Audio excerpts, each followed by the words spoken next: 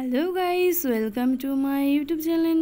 চলে এসেছি তোমাদের সাথে নতুন একটা ভিডিও নিয়ে। তো তোমাদের সবাইকে জানাই অনেক অনেক ধন্যবাদ। তো সবাই কেমন আছো? তোমরা খুব ভালো আছো, আমিও কিন্তু খুব ভালো আছি। তো গরমে একটু নার্ভাস, কারণ প্রচুর পরিমাণে গরম পড়ছে, এদিকে ভীষণ গরম পড়ছে। তো যাই হোক, তোমরা দেখতে পাচ্ছ আমি কিন্তু আজকে বড় ঠাকুরের পুজো করব বলে আমি কিন্তু পুজো দিতে চলে এসেছি। তো এই যে আমি কিন্তু মন্দিরে চলে এসেছি সন্ধ্যাবেলা। তো ব্রাহ্মণ অনেক লেট করে এসছে, ঠাকুরমশাই অনেকটাই লেট করে এসছে। তো ঠাকুরকে দেখাচ্ছিলাম তোমরা, তারপরে আমি একটু ফল কেটে নিলাম, মানে ওই ছেলেপেলেগুলো আর কি ফল কাটছিল। আর আমার মুখের অবস্থা দেখেছো, মানে পুরো গরমে পুরো ভীষণ খারাপ অবস্থা আমার, চোখ মুখ পুরো একদম, তার ভিতরে সারাদিন না খেয়ে আছি। এমনি তো ওরকম সেরকম কিছু খায় না, তবুও ভীষণ গরম পড়েছে। তো যাই হোক, এদিকে আমি ফুলের মালা পরিয়ে দিচ্ছি, নীলকণ্ঠ ফুলের মালা পরিয়ে দিয়েছি, আর এদিকে জবা ফুলের মালা।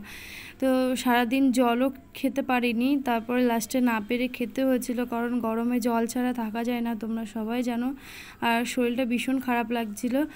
আর মেন কথা কী হলো, যে গরমে জল ছাড়া কেউই বাঁচে না, আর সারাটা দিন এত পরিমাণে গরম পড়েছে, তো সেই কারণে জল ছাড়া থাকা যায়নি। তো আমি সারা দিন কিন্তু ছিলাম, বিকালের দিকে আমার জল খেতেই হয়েছে, কারণ আর পারছিলাম না। আর আমার চোখ মুখের অবস্থা দেখেছো, আমি কিন্তু এর আগেও অনেকবার বড় ঠাকুরের পুজো করেছি, সেজে গুজে ভালো শাড়ি পরে কিন্তু এসে পুজো করেছি, কিন্তু এবার আমার অবস্থা পুরো ঢিলা ছিল, মানে ভীষণ পরিমাণে খারাপ ছিল।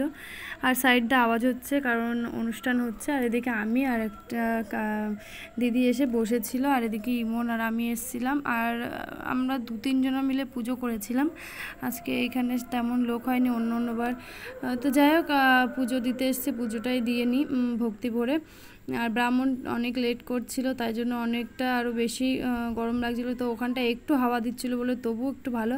আর যেহেতু পুজো দিতে এসে শাড়ির আঁচল টাচলগুলো গায়ের উপরে নিয়েছিলাম, তো ভীষণ গরম লাগছিল, কি করব। তবুও একটু বসে ঠাকুরের ফল টলগুলো একটু কেটে নিচ্ছিলাম।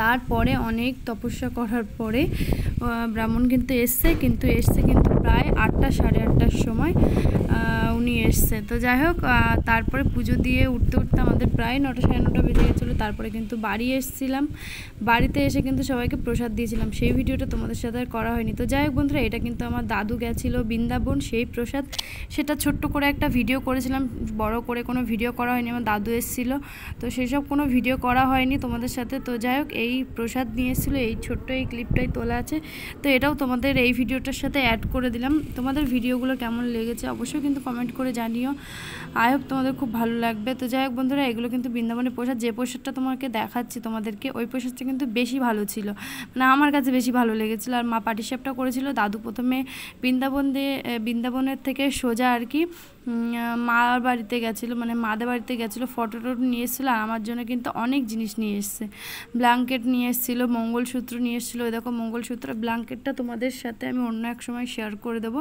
আর এই দেখো আমার দাদু, তোমাদের দেখিয়ে দিলাম একটুখানি। তো যাই হোক, চলো আজকের মতো ভিডিওটা অবধি, নেক্সট ভিডিও